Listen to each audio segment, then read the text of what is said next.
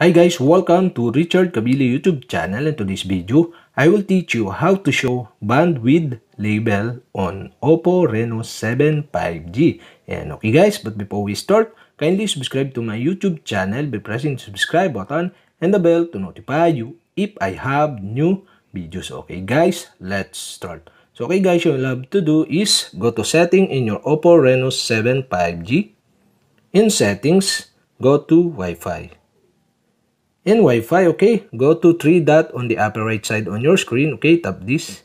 And you can see the advanced settings, okay, tap the advanced settings.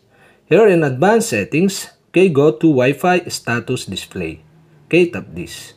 Here in Wi-Fi Status Display, okay, you can see the bandwidth label. And on the right side, you can see the switch button. And okay guys, to show the bandwidth label on your OPPO Reno 7 5G, you'll have to do is switch on the switch button on the right side of this bandwidth label to show the bandwidth label on your OPPO Reno 7 5G. And okay guys, that's it. And if you have a question, kindly comment below.